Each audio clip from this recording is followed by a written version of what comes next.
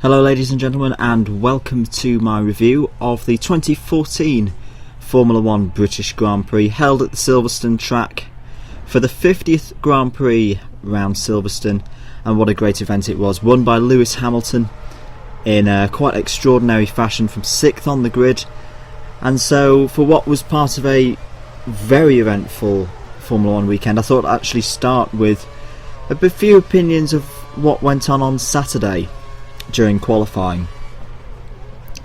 Now, we had inclement weather, mixed up weather, and for me I could not believe the number of teams taking really unnecessary risks around Silverstone during the qualifying session. And having competed at Silverstone myself, I have first-hand experience that it's very unique in the way that the weather acts around the circuit. It's probably, I'd say, one of 3 tracks on the F1 calendar, the other 2 being Spa and Malaysia, where the last thing you do in qualifying is you start trying to play poker with the weather, because you just don't know what it's going to do. My first-hand experience competing at Formula Students a few years ago, along this very straight that we're going along here, it looked like a river at 10:30 in the morning. By 2 o'clock in the afternoon it was shorts and t-shirts and tropical cocktails out. By the afternoon it was that hot. And especially the British teams, your teams like Williams and Mercedes, which is a British team, I've had this argument many times, it's a British team, and Red Bull as well, with Ricciardo taking such unnecessary risks. What all the teams needed to do on Saturday is what Marussia did absolutely perfectly, and that's just have your car out on track as much as you can so you can take advantage of when the track is at its best, because you simply don't know when that's going to be. The other thing I couldn't believe with Mercedes is they put both cars on the same bit of track, which is kind of like bread and butter race engineering during qualifying. You don't put both your cars out on the same piece of road, because if one thing happens to the other car might get affected as well. And Nico Rosberg did incredibly well to get pole position on Saturday. And also they left him far too late. Rosberg nearly missed his lap. They should have sent him out a good 20-25 seconds earlier to get the good dry nature of Sector 3 without having the kerfuffle of having both cars on the same bit of track. Anyway, moving on to lap 2 and moving on to the next bit of controversy during the weekend, I wanted to talk about Kimi Räikkönen's accident. Now, first of all, I wanted to address Niki Lauda's comments to the BBC during the red flag period, which got me properly angry. If anyone should know better, it's Niki Lauda, that the safety of the drivers has to be the first and foremost most important thing during a race weekend, and clearly that barrier was not safe.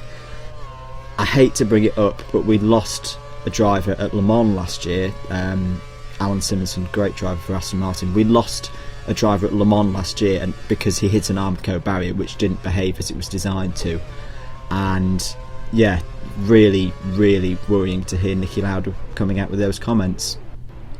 In terms of Silverstone as a track, I do think it needs changing. I think something needs to be done with both bridges, because we've now seen 2 absolutely enormous accidents where drivers have come out very lucky to be without any injury. Raikkonen's on Sunday, and Simon Dolan's down the Hanger Straight in the ELMS race a couple of months ago. They need to put some kind of tyre barrier or Tech Pro barrier on the exits, on those tunnel entries and exits, to stop that kind of incident happening.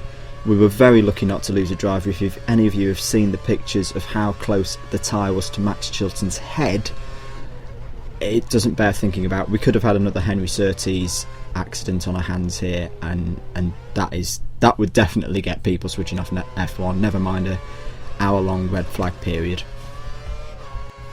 I could go on further with this incident, but I'm aware of time. I'd quite like a few of your comments on whether Raikkonen should receive any kind of penalty for dangerous driving. I'm not going to talk about it in this video, but if you've got thoughts, leave those in the comments below. Next, I want to talk track limits. Now, I've got 2 viewpoints on this. First of all, I can fully appreciate and actually quite strongly agree with what Christian Horner said, that the moaning that we got on the radio between Alonso and Vettel was down to the rules that had been set out and the advice that had been given in driver briefing the day before, a couple of days before. and that information was very unnecessary, and they should have just let him get on with it. Fully agree with that for future races. However, if you say in a driver briefing that you're going to be really strict on track limits for the whole weekend and then not do it, the drivers are not the ones to blame for getting a bit narky on the radio. All the drivers were told, if you go out wide at Copse Corner and Club Corner, the last corner on the track, and if you do it excessively, as Vettel definitely was doing, you're going to get punished. So I can fully appreciate why Alonso was complaining about it, and I can fully appreciate why Vettel was complaining, because Alonso was at it as well. Personally, I think Vettel was at it more. I was very surprised to see him not get a penalty for his move on Alonso, because if you watch the footage back, he runs wide onto the Wellington. He runs wide onto the Wellington straight. Started the move, he's off track. He then runs wide at Copse Corner, and I'd just like to take you back to the Hungarian Grand Prix last year, where Roman Grosjean was penalised for being a couple of inches outside the track limits after a fantastic move on Felipe Massa. For me, I couldn't see any difference between that incident and Vettel's exit through Copse on Sunday. Didn't get a penalty, and that's really annoyed me. If you're going to say one thing and then not go through with it, that's poor stewarding for me. Next on my list of things to pick a bone with, sorry about it, it was a great race, but there were quite a few things that I felt were wrong with it. Maldonado versus Gutierrez. Now Gutierrez has received a penalty. I think is it a 3-place or 5-place penalty on the grid for the next race. I don't think he should have got that. Now, yes, Gutierrez has made a bit of a rookie error and takes some fault with it, but I think there's more fault once again on Pastor Maldonado. Now, stick with me here. You kind of if you want to go and watch the BBC footage back and do it frame by frame. For me, Maldonado is the one who causes the incident, because if you look at where Maldonado positions his car, he sees Gutierrez coming, he makes a move to try and defend, and he keeps coming. He's not aiming for the apex of the corner, he's actually aiming more for like the start of the sausage curb on the inside of the corner, and he keeps coming across. And if any of you have actually raced cars properly, I mean even on games, on a proper simulator game, when you're hard on the brakes, you can't really steer. Just the sheer mechanics of it doesn't allow you to steer. So Gutierrez, for me, has absolutely nowhere to go, and the result is an accident. I'd say to an extent it's more of a racing incident than deliberate fault, but I think Maldonado's got away with that one. When I saw it straight away,